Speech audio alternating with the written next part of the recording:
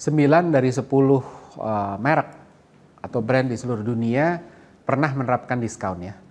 Gimana enggak gitu ya, buat marketers hasilnya nyata, kasih diskon penjualan naik. Kalau nggak naik juga baru habis itu pusing ya. Tapi tahu nggak bahwa penerapan diskon, implementasi diskon itu juga sebenarnya ada rambu-rambunya yang kita nggak boleh langgar. Karena kalau langgar terus habis itu konsekuensinya besar. Halo, saya Ignatius Untung, selamat datang di Marketing.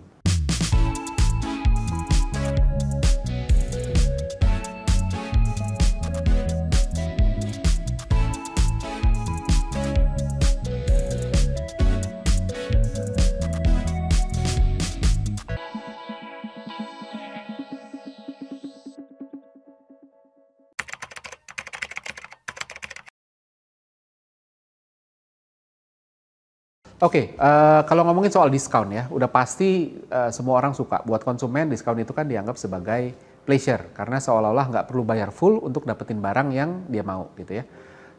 Buat yang udah tertarik, konsumen ya, ini create perception of better value for money gitu ya. Konsumen kan nggak selalu tahu harga awalnya berapa, mereka pakai referensi yang ada aja. Walaupun kadang-kadang referensi itu datangnya dari penjualnya gitu. Misalnya contohnya harga coret, harga 100.000 dicoret jadi 80.000. Gak tahu harga aslinya apa benar 100.000 atau jangan-jangan sebenarnya harganya cuma 8.000. Ini akal-akalan aja gitu. Tapi ya balik lagi gitu kan. Bahkan ketika dilakukan ada studi yang dilakukan secara saintifik gitu ya di Eropa, harga coret itu tetap lebih baik dibanding ketika dia tidak dicoret. Walaupun kalau ini harga yang digelembungin, harga yang diskon palsu gitu ya, selalu ada aja korban, artinya ada aja yang tetap makan. Tapi kita saya tidak merekomendasikan ya, risikonya nggak kecil, jadi memang harus hati-hati banget di sana. Nah, yang kedua adalah diskon ini suka nggak suka itu create urgency. Orang berpikir, konsumen berpikir nanti belum tentu ada lagi nih, mending beli sekarang. Walaupun ini sebenarnya rasionalisasi kita aja ya, Dan lihat deh, apapun yang menarik pasti create urgency ya, karena ada ekspektasi yang bermain. Ekspektasi positifnya misalnya ngebayangin, wah ketika punya ini dan enaknya punya barang ini bahkan sebelum beli apapun itu ya, mau gadget, mau motor, mau mobil, mau apapun, makanan dan sebagainya gitu ya. Kita jadi pengen punya karena kita mulai punya ngebangun ekspektasi, wah nanti kalau punya nih begini, dan itu mendorong pembelian secara urgent, ayo beli sekarang yuk. Sebaliknya juga diskon ini bisa create ekspektasi negatif. Sebegitu menariknya produk ini dan diskonnya sampai bayangin, wah ini bakal nyesel kalau kelewat, dan bisa jadi kayak real banget gitu, sama kayak orang yang orang takut ketinggian berdiri di pinggir gedung gitu ya. Padahal kan sebenarnya kan takut itu kan bukan gara-gara gedungnya goyang gitu, tapi karena dia ngebayangin. Nah itu ekspektasi sebenarnya, ngebayangin wah nih ntar jatuh, terus habis itu punya urgensi untuk minggir dari pinggiran gitu, udah takut duluan gitu ya. Nah dalam situasi ini emosional mendominasi karena rasional shortcutnya udah terpenuhi, kan udah lebih murah dari reference pointnya. Akhirnya nggak mikir panjang, nggak ngitung secara benar, padahal belum tentu beneran lebih hemat gitu ya. Dan diskon ini juga bisa membuat orang membeli lebih, mumpung bisa. Kalau barangnya kadaluarsanya panjang, ya udah stok aja. Ini ada risiko bisnis karena artinya bulan depan nggak akan beli lagi karena stoknya masih ada gitu ya. Dan kalau barangnya kadaluarsanya pendek, maka konsumen bisa ya udah beli banyakan aja. Misalnya makanan gitu ya, beli lebih gitu ya, untuk dimakan lebih banyak gitu ya. Padahal nggak butuh makan lebih juga gitu kan, tapi mumpung diskon, why not gitu ya. Nah, buat yang belum tertarik gimana? Kalau dia belum tertarik, diskon itu bisa reduce perceived risk. Tadinya nggak tertarik, tapi kalau harganya segini ya boleh juga lah. Bahkan walaupun brandnya belum tahu gitu ya. Dan akhirnya ini reduce entry barrier, bikin orang kayak boleh deh. Dari kemarin mau coba, mempertimbangkan aja nggak mau gitu ya. Karena ada risiko kan, waduh harganya segini. Tapi kalau harganya lebih murah, risikonya kan juga ikut kecil ya. Jadi ya bolehlah gitu ya, kita coba-coba gitu ya. Jadi sampai sebegitu powerfulnya diskon untuk naikin consideration gitu. Nah selain itu diskon juga bisa create needs. Tadinya nggak ngerasa butuh, nggak ngerasa tertarik, terus habis itu mulai berpikir, waduh nih harganya lagi murah banget gitu ya. Kalau pas nanti butuh belum tentu ada, kayaknya nanti bakal butuh deh. Nah, mulai berpikir gitu, mulai ngada-ngada gitu ya. Mungkin butuh nantinya gitu ya, kita bahkan mikir gitu. Kalau ternyata enggak, ya udah harganya juga lagi pas lagi diskon, gak rugi-rugi amat. Contohnya misalnya apa? Ketika kita ke supermarket, ada satu rak barang-barang diskon gitu ya. Biasanya barang-barang nggak penting lah, saringan lah, tempat kecap lah apa segala macam, biasanya ini barang-barang entah dari Jepang, entah dari Cina gitu ya. Toh kalau nggak di diskon juga nggak mampir gitu ya. Tapi ini mampir seolah-olah butuh, Dan akhirnya dibutuh-butuhin gitu ya. Karena kita ngeliat risikonya lagi rendah nih, harganya lagi turun gitu kan. Jadi ya udah deh, coba deh gitu kan. Nah, itu dari sisi konsumen. Gimana dari sisi brand owner? Sama juga sebenarnya. Kebanyakannya efeknya instan kan. Yang tadinya nggak consider jadi consider dan bahkan beli. Di sisi konsumen yang tadinya nggak butuh jadi butuh-butuhin, yang tadinya cuma beli satu jadi lebih. Akhirnya sales pun naik sehingga brand owner pun ketagihan. Apalagi pas lagi situasi tertentu ya. Pas baru mulai usaha, mulai buka toko, kok nggak ada tarikan sama sekali, nggak ada yang beli, bikin panik gitu kan karena mental. Segala effort udah dicoba, kok masih nggak ada yang beli. Ya udah deh, coba diskon deh gitu ya. Atau pas jualan lagi sepi-sepinya, biasanya rame, kok ini sepi ya, bikin panik, udah deh diskon aja deh gitu. Atau bisa kebanyakan juga ya buat profesional ya, pas gap targetnya masih jauh, di konsumen ada panic buying gitu ya. Di brand owner tuh ada panic promotion gitu. Ini adalah mempromosikan barang secara panik karena tarikannya nggak ada itu deh. Belum lagi ada situasi-situasi yang memaksa. Misalnya jualan makanan, udah malam, stoknya masih banyak. Kalau nggak laku juga akhirnya jadi sampah, dibuang gitu ya. Nggak jadi uang sama sekali, jadi mendingan didiskon deh gitu kan. Syukur-syukur ya potong profit atau jual modal pun atau bahkan jual rugi pun gitu ya. Selama masih ada pemasukan masih lumayan dibanding benar-benar jadi sampah gitu ya. Nah, beberapa hal yang harus dipertimbangkan ketika kita mendesain diskon adalah memutuskan mau diskon apa enggak.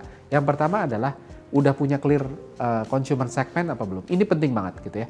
Jadi beberapa waktu yang lalu, saya pernah cerita ini juga kalau nggak salah ya. Jadi beberapa tahun yang lalu saya pernah bawain satu sesi terus habis itu ditanya, Pak mau tanya, saya baru buka coffee shop gitu ya. Baru buka coffee shop, harga normalnya adalah 25.000. Kompetitor saya itu jualnya 40.000, 50.000, sekelasnya Starbucks lah gitu ya. Nah saya ini lokal tapi secara kualitas saya nggak kalah dibanding mereka gitu ya. Harganya cuma 25.000, tapi terus habis itu begitu kita jalan, yang beli nggak banyak. Nah supaya, karena saya yakin kualitas saya bagus, maka saya diskon aja Pak jadi 5.000 gitu kan. Tujuannya adalah supaya orang nyoba, terus abis itu nanti setelah orang nyoba, orang happy, saya naikin harganya balik lagi ke 25.000 gitu ya. Nah apakah boleh seperti itu gitu ya. Nah jawaban saya adalah pertama tidak. Kenapa? Risikonya gede sekali. Ketika harga barangnya 25.000, maka jadi harga itu, harga brand dan apapun itu kan sebenarnya mendefine konsumennya siapa sih gitu loh. Jadi begitu contoh misalnya kalau kita ngeliat otomotif, BMW, Mercedes gitu ya, itu udah brandnya kuat dan dengan posisi tertentu yang membuat orang-orang yang mohon maaf cuma mampu beli mobil 100 juta, 200 juta, nggak akan pernah consider itu. Ini juga sama, jadi kalau brandnya belum dibangun, maka orang akan menggunakan harga sebagai reference point. Dan ini akan attract user yang nggak sesuai. Orang yang akan beli ketika harganya normal, 25.000, nggak akan beli ketika harganya 5.000. Karena dia ngerasa, aduh, kopinya kopi 5.000-an, nggak enak nih. Karena dia nggak punya reference line dari sisi merek.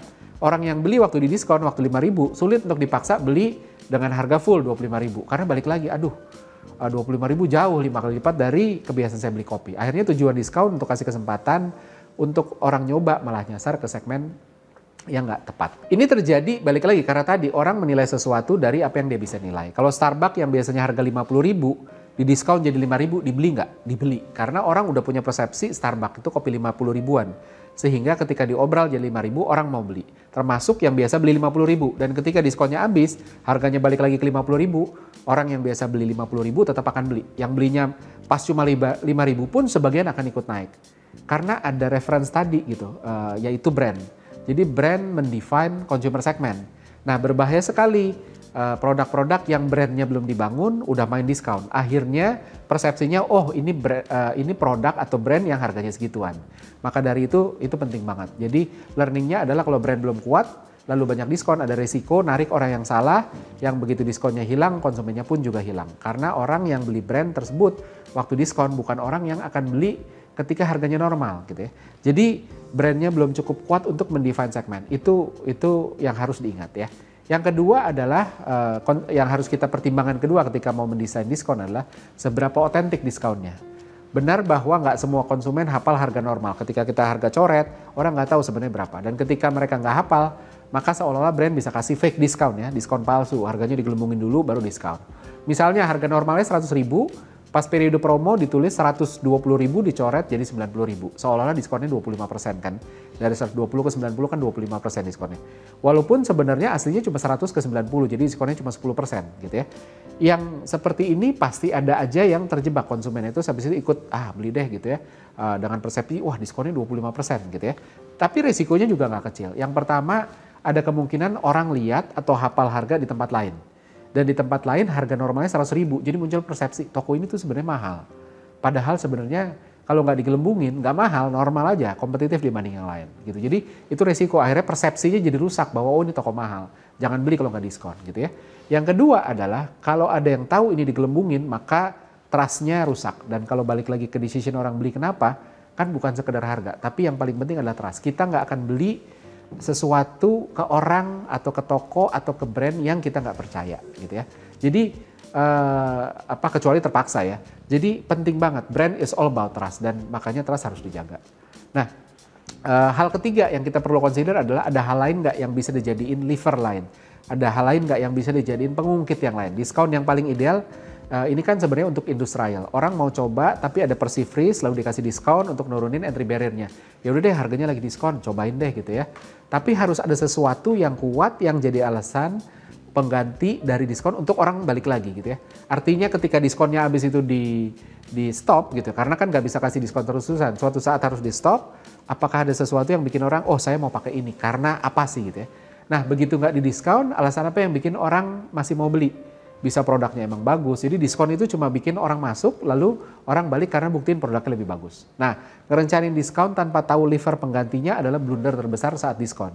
Biasanya ini kelihatan dari retention, diskon dorong penjualan, tapi begitu diskon selesai, ya orang juga udah nggak mau lagi beli lagi. Karena nggak punya alasan, karena satu-satunya memang ya soal diskon gitu ya. Jadi ini 3 hal penting. Nah, masih ada banyak lagi, tapi kita pecah jadi 2 episode, tapi untuk nge-recap aja, so far kita udah bahas gimana diskon ngebangun daya tarik. Pertama bagus untuk yang udah consider brand kita maupun yang belum, gimana diskon create urgency, create needs, create perception, better value for money, terus habis itu reduce perceived risk gitu ya. Gimana juga brand owner bisa suka sama ini dengan karena ini bantu penjualan, baik karena lagi panic promoting atau kejar target atau emang situasi terpaksa dijual kayak tadi makanan yang memang kalau nggak dijual kadaluarsa. Nah kita juga bahas beberapa hal yang harus diperhatikan seputar diskon ya tadi soal apakah udah punya clear segmen apa belum, soal seberapa otentik diskonnya gitu ya, termasuk ada nggak hal lever lain yang bisa dijadikan. Nah selanjutnya kita saksikan di episode selanjutnya, tapi seperti biasa ada kuis pertanyaannya sebagai berikut.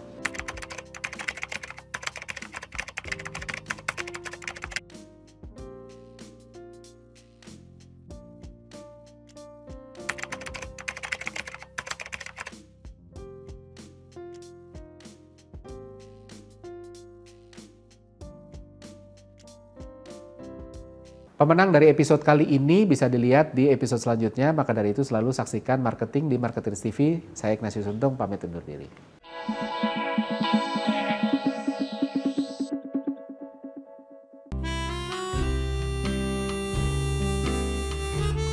Gimana? Seru-seru kan videonya? Kalau suka, jangan lupa komen dan like ya. Masih banyak juga nih video-video yang keren-keren lainnya, gitu kan? Dan jangan lupa subscribe juga Marketers TV di sini nih.